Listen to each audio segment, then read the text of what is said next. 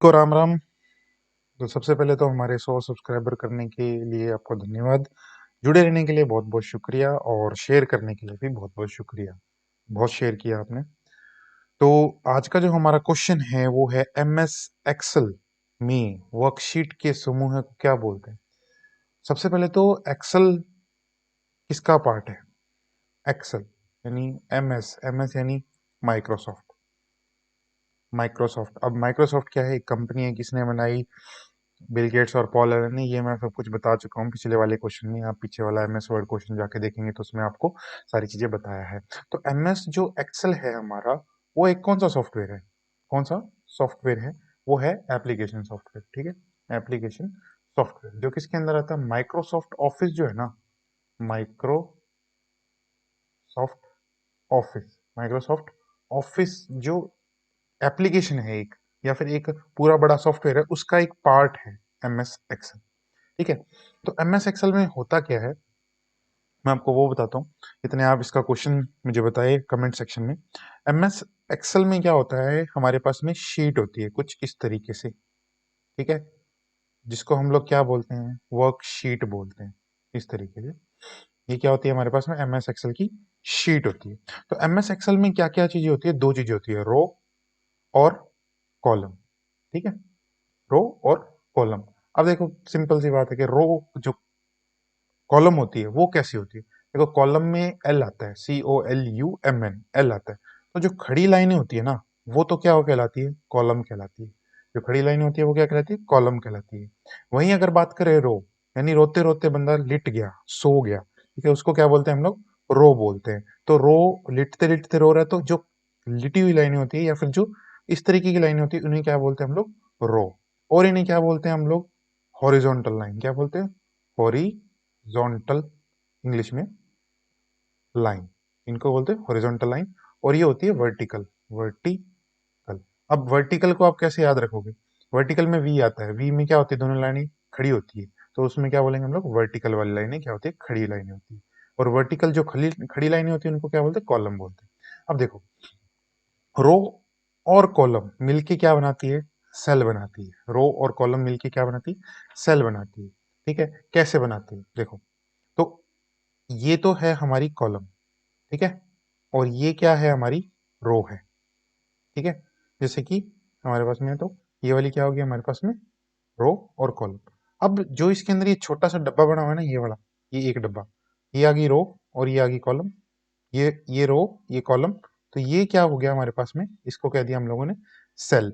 तो इस कॉलम के नाम जो होते हैं ना, वो A B C D और E के हिसाब से होते हैं, लेकिन रो के नाम 1 2 3 4 के हिसाब से होते हैं।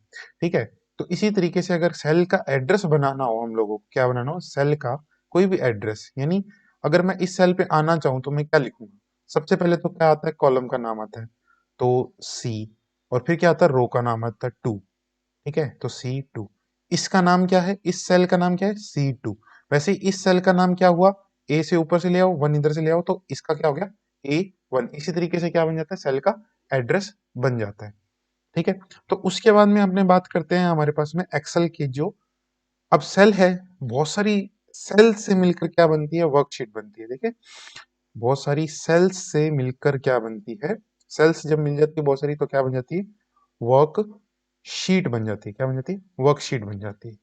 और बहुत सारी वर्कशीट जब मिल जाती है तो क्या बन जाती है, वर्क बुक बन जाती है। क्या बन जाती है, वर्क बुक बन जाती है। ठीक है, तो अब बात करते हैं हम लोग एक्सेल के अंदर कॉलम्स, रो की गिनती कितनी होती है, 2000। एक्सेल का जो वर्जन था, 2000 वर्जन या 2003 की बात करते हैं, तो उसके अंदर जो लाइंस थी या फिर मैं कहूँ रो थी, उनकी संख्या कितनी थी, 65536। ठीक है, ये उनकी संख्या थी। अगर बात करें 2007 की वर्जन, जो 2007 में लॉन्च हुआ था, 2010 में हुआ, 13 में हुआ, या फिर अपने बात करें 16 हुआ या 20 हुआ, ठीक है, इनमें कितनी थी, इसमें थी 104 और 8576। ठीक है, ये तो है गिनती किसकी, रो की। अगर बात करें कॉलम की, ये तो कितनी हुई, ये तो अपने पास में क्या हुई, रो हुई। अब बात करते हैं कॉलम की। कॉलम क्या थी, कॉलम हमारे पास में कितनी थी, कितनी है, 16, 384 ये इतनी ही रहती है, ये इतनी है सारे सॉफ्टवेयर्स में, लगभग जितने भी वर्जन आए हैं सब में जो कॉलम है वो समान है। अब देखो हमारे पास में गिनती है कितनी, इतनी। तो अगर आपसे क्वेश्चन पूछ लिया जाए ना कि लास्ट सेल का एड्रेस क्या होगा, लास्ट सेल का एड्रेस बताए, एक्सेल के अंदर लास्ट सेल का एड्रेस क्या होगा। तो देखो जी, पहले तो ये देख लो कि किस वर्जन में पूछा है, उसके बाद में रो का ये हो गया और कॉलम का क्या होता है लास्ट में एड्रेस, कॉलम का लास्ट एड्रेस होता है एक्स एफ डी। ठीक है, तो इसी तरीके से लास्ट सेल का एड्रेस जो रहेगा हमारे पास में, अगर इसको लेते हैं हम लोग तो 104856, ठीक है, एक्स एफ डी। या फिर हमने पहले भी किया था एक चीज कि यहाँ पे जो सेल का एड्रेस है, सेल के एड्रेस में कॉलम का जो एड्रेस है वो पहले आ रहा था। ठीक है, तो इसको हम लोग थोड़ा चेंज करेंगे, ये ऐसे नहीं होगा, ये थोड़ा सा गलत हो गया। ये होगा एक्स एफ डी 104856। ये क्या है, हमारी लास्ट सेल का एड्रेस है जो लास्ट में होती है बिल्कुल। ठीक है, तो अभी हम लोग एक्सेल ओपन करके देख लेते हैं कि लास्ट सेल का एड्रेस कैसे, मैं बता रहा हूँ। तो ये है हमारे पास में एक्सेल, तो ये देखो ये जो छोटे छोटे डब्बे हैं ये तो हमारे क्या हुए, ये तो सेल्स हो गए।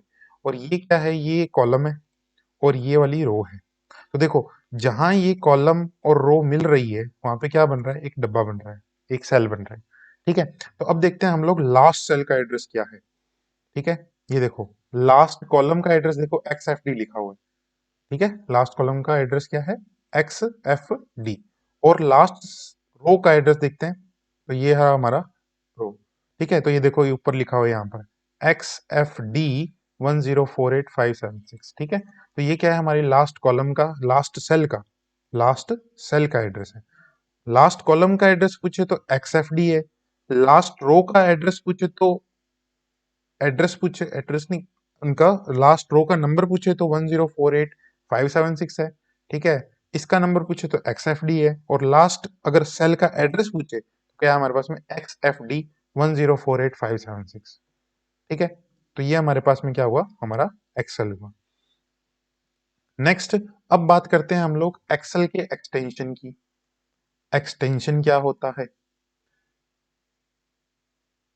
एक्सटेंशन क्या होता है, एक्सटेंशन है अगर 2003 की बात करें या 2000 की बात करें, ठीक है, वर्जन 2000 की बात करें तो उसमें क्या था, एक्स एल एस था। लेकिन जब 2010 आया, जो मैंने आपको पहले भी पहले वाली वीडियो में बताया, 2010 के बाद में क्या हो गया, एक्स एल एस एक्स। जो ये एक्स है ना, तो रोमन नंबर्स में हम लोग एक्स को क्या बोलते हैं, 10 बोलते हैं, ठीक है, 10 बोलते हैं, तो इसलिए इसका एक्स रखा गया है यहाँ पे, dot x L S x. ठीक है, ये इसका एड्रेस हो गया। तो अब बात करते हैं हमारे इस क्वेश्चन की कि एम एस एक्सेल में वर्कशीट में के समूह को क्या कहते हैं। तो वो तो मैंने यहीं पे बता दिया आपको, वर्कशीट के समूह को क्या बोलते हैं, वर्क बुक बोलते हैं। ठीक है, अब ये बुक जो है हमारे पास में, वर्कशीट नहीं बोलते, वर्कशीट तो बहुत सारी हो जाती है, लेकिन हम उसको क्या बोलते हैं, वर्क बुक बोलते हैं। बुक अभी क्या है, 2000 जब 19 आया था या फिर 2013 आया था या फिर 2020 आया है, इसमें क्या कर दिया गया है, पहले तो वर्कबुक ही लिखते थे। हम बोलेंगे भी वर्कबुक ही, आप चाहे कोई भी क्वेश्चन करोगे तो वर्कबुक ही लिखेंगे। लेकिन अगर नए सॉफ्टवेयर्स की बात आए तो नए सॉफ्टवेयर्स के अंदर ऊपर क्या लिखा होता है, बुक वन लिखा होता है, बुक वन। ठीक है, dot x L S x ये लिखा होता है। ठीक है, तो ये क्या है, नए सॉफ्टवेयर के हिसाब से ये हमारा, लेकिन इस क्वेश्चन का आंसर जो रहेगा वो वर्कबुक ही रहेगा, आप इसको बुक नहीं लिखोगे। ठीक है, वर्कबुक ही। होप आपको ये इन्फॉर्मेशन पसंद आई होगी, तो लाइक करें इस वीडियो को, लाइक करें हमारे चैनल को, सब्सक्राइब कर लें, शेयर करें हमारे चैनल को अपने दोस्तों के साथ में, वो भी देखें, उनको पता लगे कि आप कहाँ से स्टडी कर रहे हो। और हमारे साथ में जुड़े रहने के लिए बहुत बहुत शुक्रिया। वंस अगेन थैंक यू, आपने हमारे 100 सब्सक्राइबर पूरे करा दिए। धन्यवाद।